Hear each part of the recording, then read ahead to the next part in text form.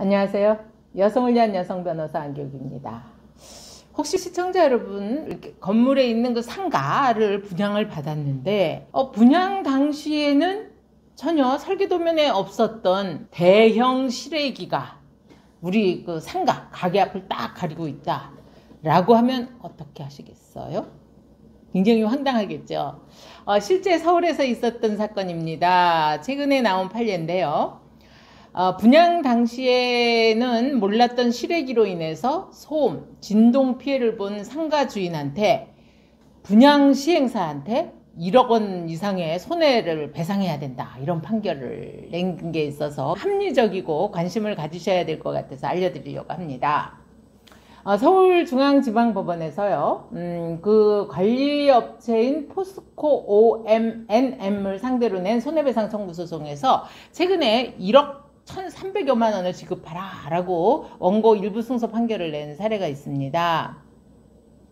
이분은 2016년 5월에 분양계약 시행 위탁사인 그 포스코 ONM과 계약을 맺고 서울에 있는 건물 1층 상가를 6억 6,500만 원에 분양을 받으셨대요. 그리고 2018년 2월에 소유권 등기를 마치고 거기서 카페를 열었는데, 이분이 분양받을 당시에 제공된 그 평면도나 이런 거를 보면 상가 외부는 전부 그 벽면이 유리로 돼 있고요. 외부에는 나무로 된 데스크가 설치되어 있고, 그러니까 되게 이쁘게 보였겠죠. 유리에다가 나무 데스크. 그런데 실제로 상가 바로 옆에 그 냉온 풍기용 왜 가다 보면 거대한 이런 실외기들이 있는 거 보셨죠? 그게 설치가 된 거예요, 가게 앞에.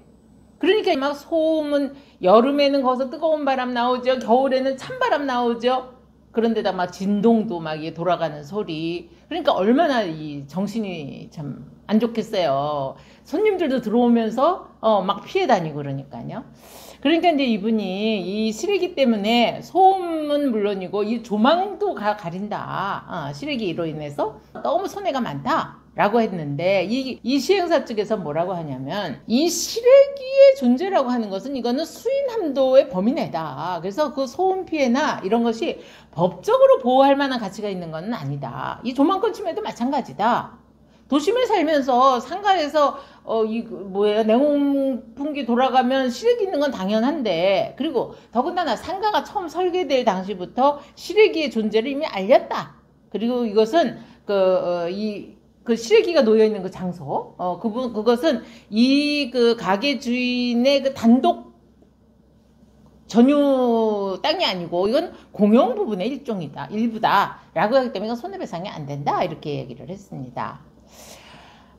이것에 대해서 우리 법원은요, 공용 부분이라 하더라도 이것은 전체 입주민을 위해서 일부 소음을 발생시키거나 조망을 저해하는 시설물이 설치될 수도 있다. 그리고 상당한 그 수인 한도 내에 따라서 그로 인해 발생한 피해라면 이거는 감수해야 될 경우가 있긴 하지만, 이 시설물이 원래 예정된, 이게 이제 다른 데서 되려고 했던 것이 아마 이 가게 앞을 가린 모양이에요. 그래서 시설물이 원래 그 예정되어 있던 장소가 아니고 다른 장소로 부득이 옮겨야 되는 이런 상황이 발생을 했고, 그에 따라서 실제 설치된 시설물로 일부 이 수분양자, 분양을 받은 사람들이 손해를 입을 상황이 발생한 경우라면, 이것을 적극적으로 시설물을 옮겨야 하는 상황, 피해 상황, 이런 거를 다 설명하고 동의를 받거나 최소한 피해를 보상하는 이런 절차는 필요한 거 아니냐, 이게 상식 아니냐 하는 거죠.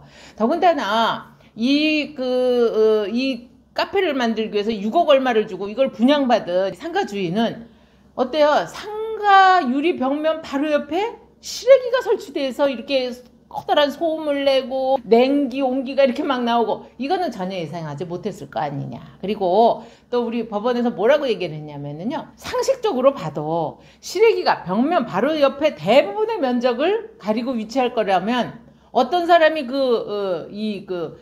이거를 알고 하겠냐. 그리고 그렇게 하려면 유리 벽면이 아니고 안에서는 아예 보이지도 않는 벽돌 같은 이런 다른 재질로 해야지 이게 말이 되냐 한마디로 그런 거죠.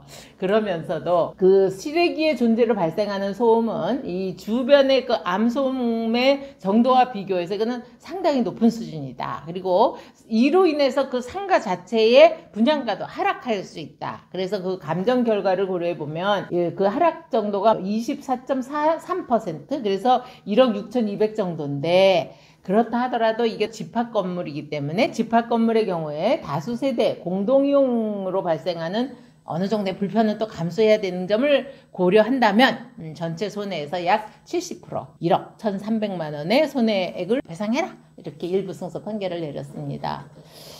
사실 뭐 이런 경우에는 서로 그 입증의 문제 때문에 쉽지는 않았을 텐데, 법원에서 그래도 합리적인 이런 판결로 상가를 분양받은 사람의 피해를 보전해 준 것 같습니다. 또 궁금한 내용 댓글 주시고요. 구독, 좋아요 함께 해주십시오.